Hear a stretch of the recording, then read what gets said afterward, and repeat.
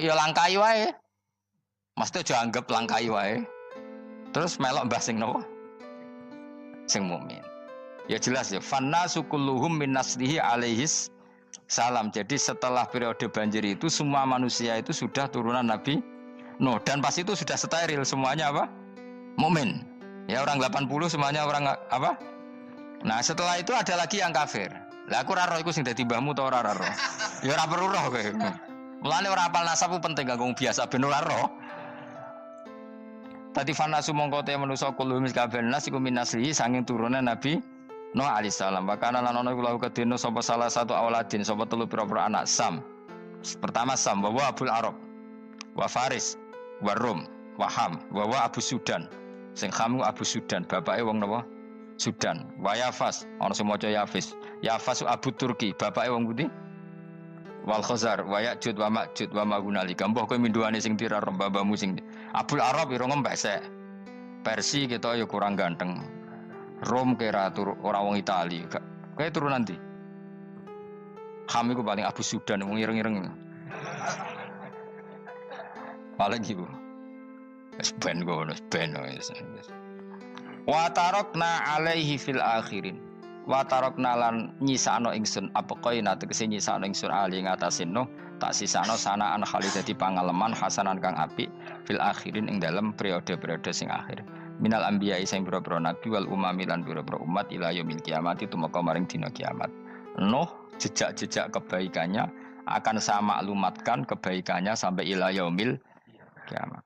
Mulane ora ono barokah kados ngaji, jenengan kudu syukur ngaji. Misalnya Nabi Nuh dititahno Allah akan dipuji ila yaumil kiamat. Yang muji siapa kalau enggak kita-kita ini? Barokahnya ngaji kita tahu kehebatan Nabi Nuh, kita tahu sejarahnya Nabi. Berarti yang muji Nabi Nuh siapa? Ya kita-kita ini yang ngaji. Andai kan tidak ada yang ngaji orang tahu enggak tentang Nuh? Enggak tahu kan? Makanya banyak wali yang enggak suka doa. Bukan karena anti doa enggak, katanya saya yang didoakan para yang sudah meninggal. Karena yang sudah meninggal itu sangat mencintai kita. Lan kula iki termasuk ulama sing jarang ndonga. Nggih ndonga tapi juarang banget. Ora koyo kowe men ndonga ora tau mandi. Kula nu jarang ndonga karena dawuh Kanjeng Nabi, siapapun yang menghidup-hidupkan sunnahku otomatis layak mendapat doaku. Dawuh Nabi masyhur, ala khulafai rahmatullah. Siapapun yang mengganti saya berhak dapat rahmatnya Allah. Manhum ya Rasulullah. Siapa itu? Alladzina yuhyuna ma amatahun nas min sunnati, orang yang menghidup-hidupkan sunnahku yang sudah mati. Coba Nabi Nuh sekarang dapat titah dipuji di dunia ila yaumil. Yang muji siapa coba? Kita-kita kan. Karena kita menerangkan sejarah Nabi Nuh bahwa beliau adai ila Allah, beliau konsisten berjuang ila tauhid. Coba kalau tidak ada orang ngaji, siapa yang tahu Nabi Nuh? Man huwa, siapa dia? Kan tidak ada yang peduli. Itu kayak kasus Musaddiq dulu.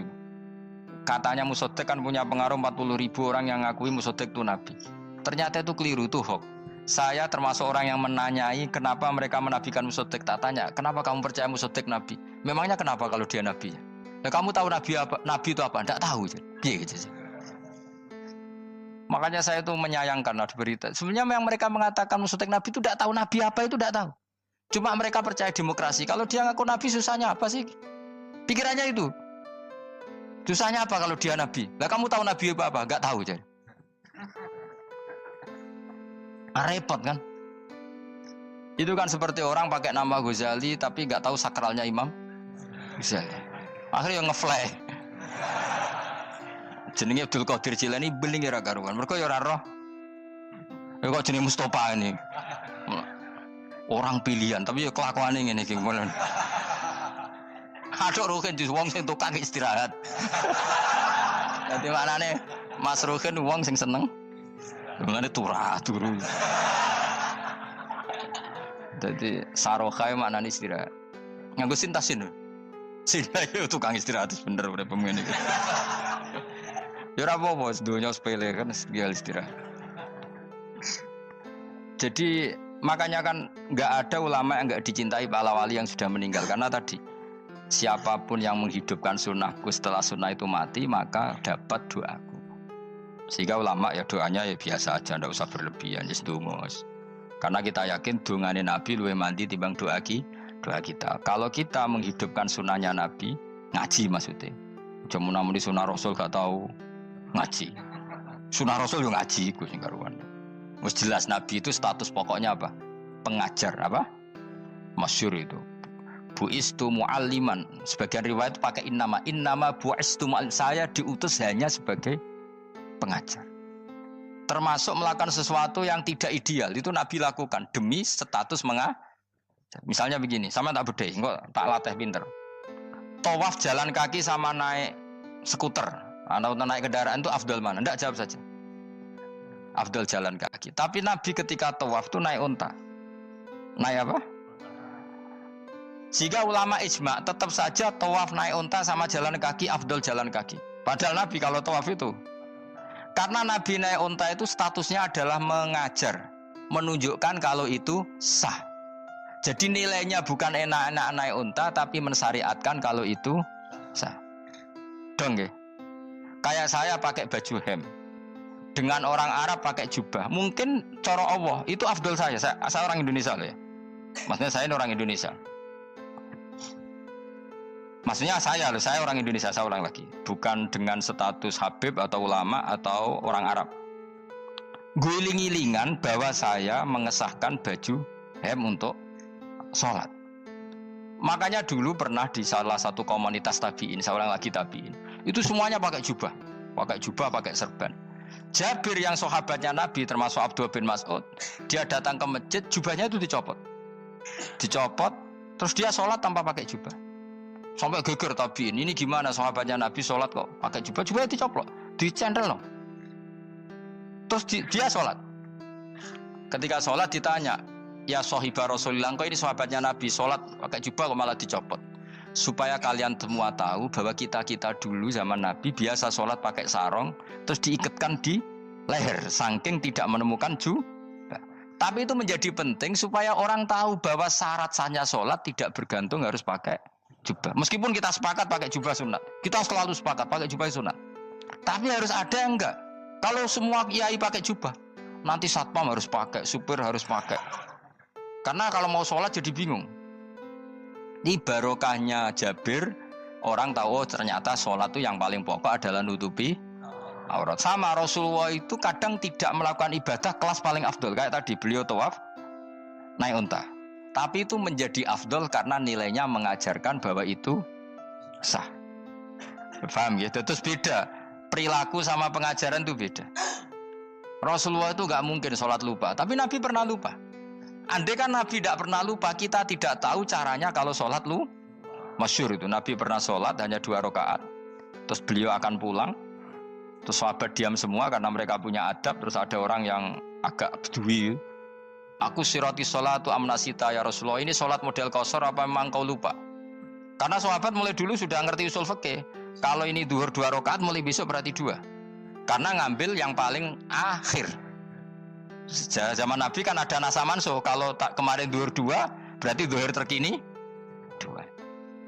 Terus Nabi balik lagi ke majelis, mengkonfirmasi ahakun maqala Dzulyaden, apa yang dikatakan Dzulyaden tadi benar. Iya ya Rasulullah, engkau tadi sholat hanya 2. Terus Nabi takbir menambahi 2 rakaat. Artinya apa? Kalau kamu lupa itu tidak harus mengulang dari awal, cukup bina meneruskan.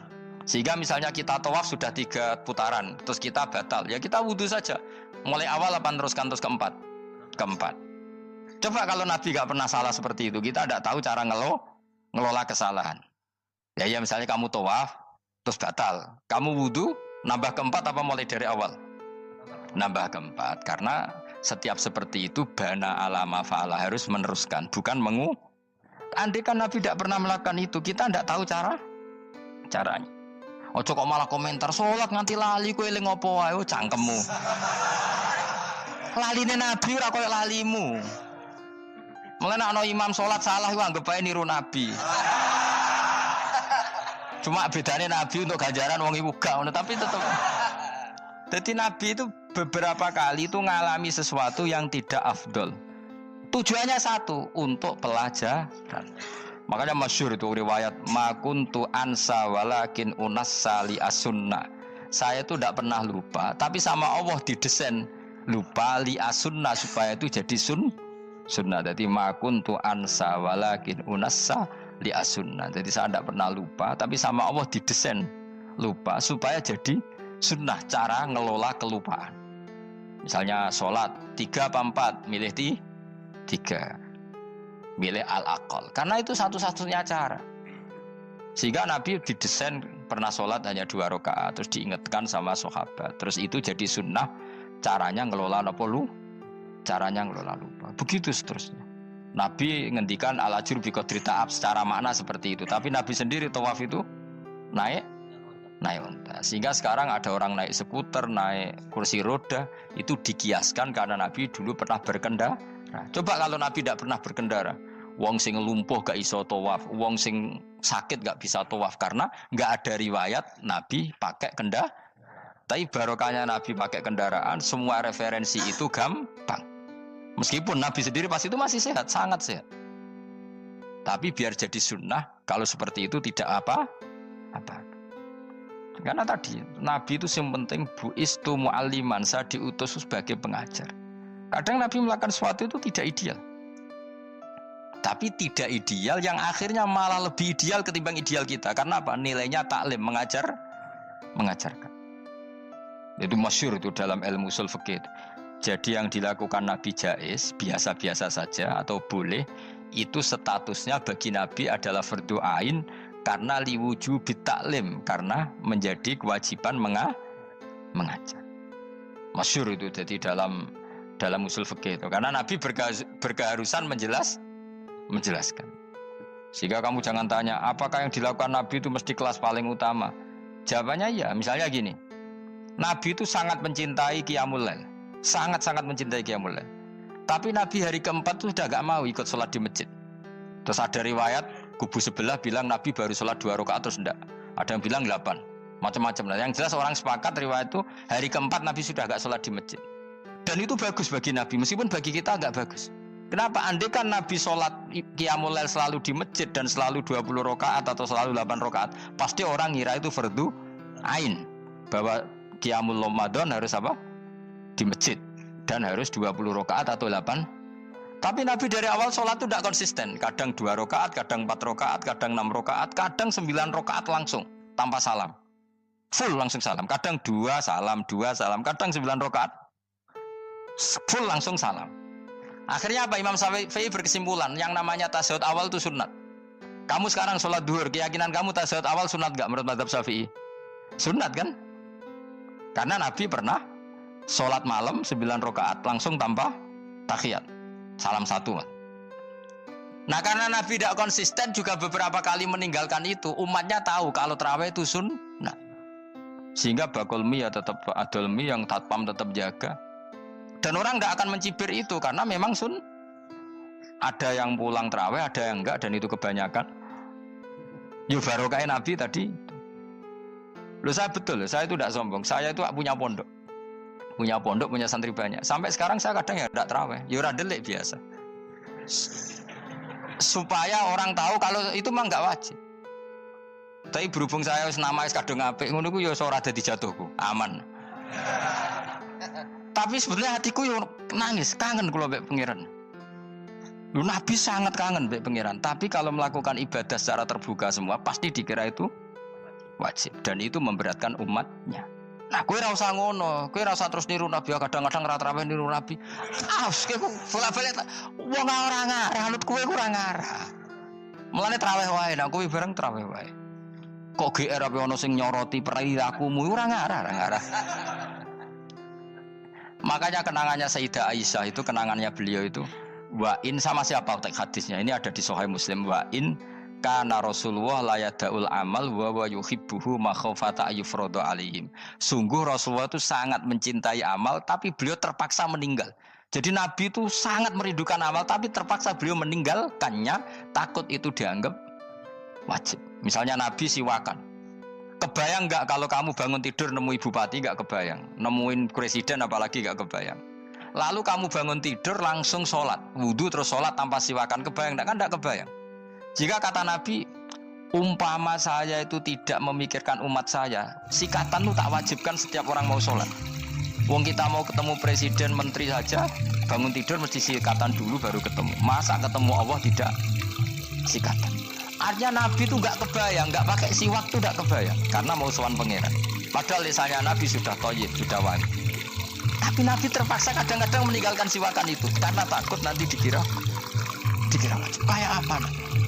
Hanya Nabi pas siwakan ya baik karena menunjukkan itu sunnah, pas tidak juga baik karena ini menjadi pelajaran kalau itu tidak wajib.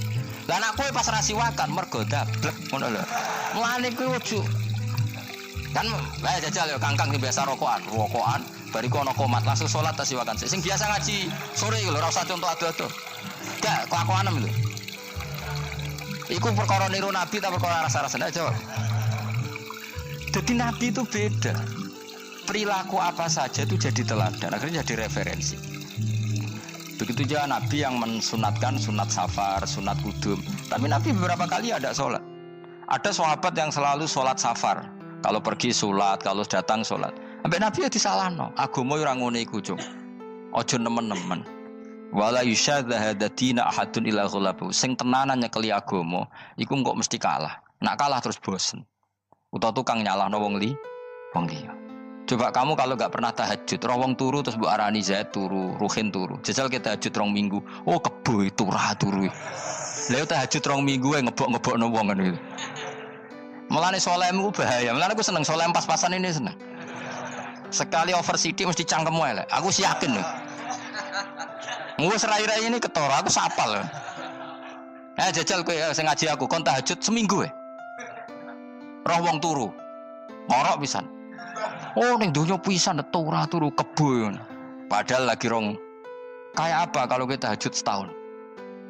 Mulane orang ngekeki rezeki kita tahajud wis diangen-angen iku kira-kira oh bahaya aja iki nak tahajud. Tapi aku tetap sunat tahajud. Tapi kelakuannya belum dijogo. Maksudnya ya tahajud tanpa ngritik orang. Nah aku kuat ngono ya monggo. Tapi nak kira-kira cangkemmu elek sadok urip ngene-ngene wis. Ibadah pas-pasan.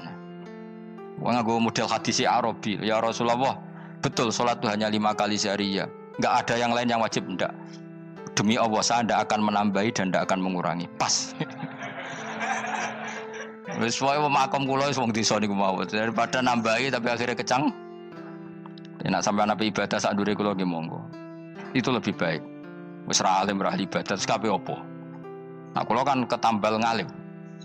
Kurang ibadah menang alim. Lan aku ya kurang ibadah menang apa? Menang kasus. Tapi Rasulullah itu tersiksa yang jelas. Beliau itu kalau enggak ibadah tersiksa. Tapi terpaksa meninggalkan ibadah yang dicintai karena takut dianggap wajib. Kayak apa Rasul? Makanya kenangannya Sayyidah Aisyah, sungguh Rasulullah sangat mencintai sebuah amal, tapi terpaksa meninggalkan karena takut dikira wajib. Dan itu yang akhirnya dipakai Sayyidina Umar radhiyallahu anhu. Beliau tahu kalau Nabi hari ke-4 ke-5 sudah enggak lagi tarawih di masjid. Tapi Umar tetap tarawih sampai akhir Ramadan. Karena tahu Nabi meninggalkan itu hanya untuk menjaga konstitusi supaya enggak dikira wajib, tapi tetap berstatus sunnah. Ora kok terus Nabi ra tarawih, aku yo melok ora tarawih kesuwen anut Nabi. Usul fikih berarti gioblok yakin. Paham? Logika usul fikih ra ngono. Nabi harus meninggalkan itu supaya enggak dikira wajib, tapi umat ora usah tetap nglakoni sunat. Wong pendak Ramadan nek ora gelem. Tapi ora usah ngritik sing ora nglakoni piye-piye sun. Dadi sing bakul bakso keben sing satan keben ibadah ora traweh tok, golek rezeki yo ibadah. Nyenengno bos merah dipecat yo ibadah. Wedi bojo isa-isa yo kekalahan iku ora ibadah iku. Iku ora ibadah dol apa? Kekalahan dan kenaifan. Dan kenistaan apa? Kenistaan. Ora usah diterusno dan sebagainya. Ya sing jelas mbah-mbahmu iku wis steril karena tadi yang ada kafirnya dihilangkan sebelum Nabi Nuh. Setelah Nabi Nuh semua orang yang di kapal itu iman. Maka orang sekarang itu diistilahkan Allah dalam surat Isra apa? Dzurriyyataman hamalna ma'anu. Kita ini turunan orang yang pernah diangkut di perahunya Nabi Nuh. Makanya di sini Imam Suyuti dawuh apa? Fanna sukulluhum min naslihi alaihis salam. Semua manusia sekarang pasti jalurnya lewat Nabi. Mulane ki yo keren, mbahmu yo Nabi Nuh. Paham ya? Masih akhirnya lewat Karmen, Karlan, tapi kok ya dok Nabi. Wa tarakna alaihi fil akhirin salamun ala nuhin fil alamin. Salamun utai keselamatan iku ala nuhin ing atase Nabi Nuh. Salam minna sange ingsun. Ingsun Allah maksudnya teng mriki ala nuhin fil alamin ing dalam saalam kabeh. Inna sak temne kita unatsi kadalika mengkono-mengkono kabeh kama jasinahum. Kaya oleh males ingsun ing kabeh nasi males ingsun al muhsinin ing sing nglakoni apik kabeh. Inna sak temne Nabi Nuh min ibadina sange setengah sange kawula kita al mukminina kang mukmin kabeh. Summa aghraqna mongko lini lenggelamno ingsun al akhirin ing kelompok sing liya. Maknane kelompok sing liya kuffaro qaumi tegese kaum kafire Nabi Nuh. Dadi walhasil Nabi Nuh iku mbah-mbah kita. Mergo kita setelah Nabi Nuh itu orang sebelum itu mati semua, diikhraq, ditenggelamkan, terus yang hidup tinggal orang 80. Yang orang 80 ini semuanya mukmin. Maka orang sekarang semuanya turunan orang napa? Mukmin, orang mukmin yang era itu. Kemudian setelah itu mungkin ada yang kafir-kafir lagi. Tapi tetap saja indukan mbah kita iku mukmin. Assalamualaikum warahmatullahi wabarakatuh.